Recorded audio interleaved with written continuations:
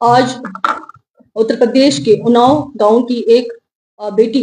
जो आज फिर से दिल्ली की दहलीज पर अपना न्याय मांग रही है। ये वही बेटी है जो बिल्कुल 16 साल की उम्र में नाबालिग थी और भाजपा सरकार के एमएलए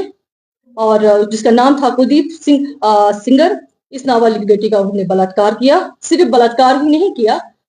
इसके फादर को पुलिस कस्टडी में मारा भी गया और उसके बाद उसके परिवार के 2 सदस्यों को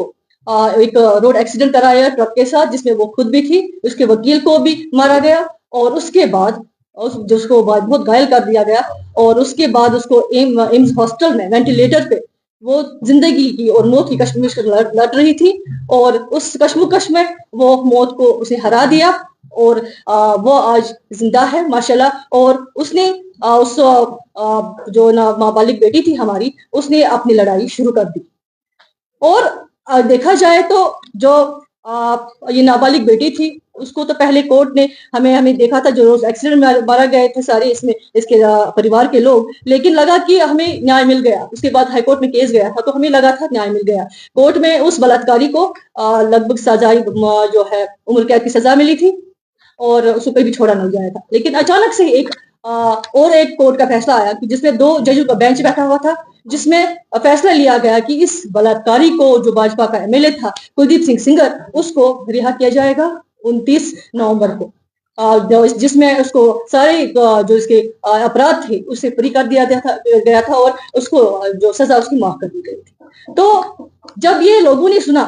तो जो भी इसके साथ थे, जो ये नाबालिग हमारी बेटी थी, उसकी माँ थी और उसकी लड़ाई में जो लोग इसके साथ थे, उनको ये बर्दाश्त नहीं हुआ ये फैसला। तो दिल्ली की कड़कती हुई सर्दी में ये इंडिया गेट पे रात के अंधेरे में आए और बहुत ही कड़कती हुई सर्दी थी और इंडिया गेट पे बैठी और अपने आप के लिए न्याय मांग रही थी। उसने जो हमारे राष्ट्रपति जी है, उसने प्राइम मिनिस्टर ऑफ इंडिया को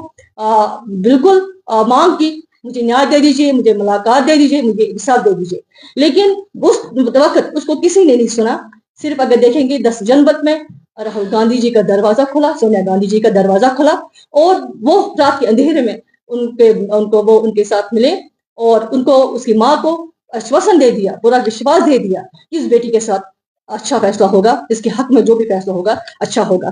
तो लास्ट में क्या हो गया कि जो दूसरे दिन सुप्रीम कोर्ट में दायर किया गया केस और ऐसे में ही जो कोर्ट ने 29 दिसंबर को इसकी सुनवाई हो रही थी तो सेम डे ये अचानक एक फैसला आ गया कि जो हमारी ये बेटी है, इसके बचाव में जो कुलदीप सिंह सिंगर थे, उसके बचाव में उसके बचाव में जो उसके अपने एमपीज थे, मिनिस्टर्स थे, जो हमारे विधायक थे, और उसके मतलब उसको बचाने की कोशिश कर रहे थे। और यह शर्म की बात है और मुझे कहना चाहिए कि भाजपा की कुछ महिलाएं भी जंतर मंतर पर प्रदर्शन किया कि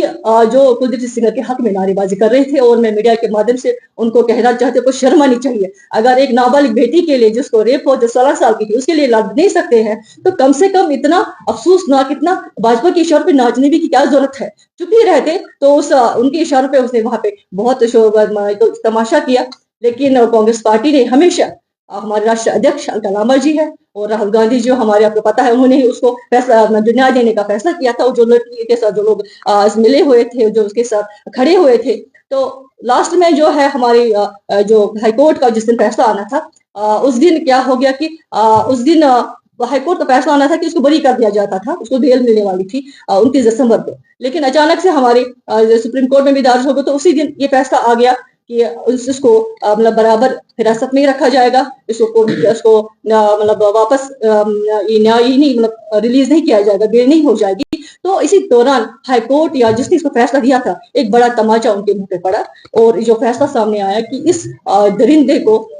बिल्कुल बेल नहीं मिली। अभी को मतलब हाईकोर्ट सुप्रीम कोर्ट की द्वारा जो फैसला आया, हम हमारे मुकदम करते हैं, बधाई देते हैं उस बेटी को, उसकी माँ को और उसके साथ जो अशखास थे हम उनको बधाई देते हैं, मुबारकबाद देते हैं और महिला कांग्रेस की तरफ से भी कहते हैं कि हम उनके साथ शाना बशाना लड़ेंगे। और उस दिन सुप्रीम कोर्ट ने एक बहुत बड़ा फैसला सुनाया कि उसको रिलीज नहीं किया गया, उसको वैसी सजा रहेगी जैसे वो था। लेकिन ये तो हम इस बेटी की ही बात कर रहे हैं, लेकिन उसके बाद ये फैसला तो बहुत अच्छा सामने आया, लेकिन हमने इसके बाद लड़ना है। सिर्फ बेल ही नहीं रुकानी है, सिर्फ स्टे ही नहीं लाना है, हमें इस बेटी के लिए न्याय के लिए लड़ना है। और हम पूरे भरपूर पूरे ऑल इंडिया की महिला कांग्रेस, हमारे राष्ट्रीय अध्यक्ष हमारे राहुल गांधी जी, हमारे जो सोनिया गांधी जी है, हमारे आदरणीय खड़गे जी है, केसी वेणुगोपाल जी है, प्रियंका गांधी जी, जम्मू कश्मीर की लीडरशिप और खासकर हम जम्मू कश्मीर की महिला कांग्रेस के लोग उनके शाना बशाना है, क्योंकि हम मांग करते हैं कि जो हमारी नाबालिग बेटी है उस दरिंदे को, जैसे मैंने आपको दिखाया है, कुलदीप सिंह सिंगर है, उसको फांसी की सजा होनी चाहिए, क्योंकि उम्र कैद की सजा इनको बाद में मार भी किया जाता है, उनको फांसी की सजा होनी चाहिए ताकि किसी की हिम्मत ना हो कि आइंदा वो ऐसे नाबालिग बेटियों का बलात्कार करे। आपको पता है आजकल हम देखेंगे तो हमें किसी बेटी को भी इंसाफ नहीं मिला, न मणिपुर की बेटी को इंसाफ मिला, न हमारे सनातन धर्म की उस बेटी को इंसाफ मिला जो रात के अंधेरे में घर वालों के बगैर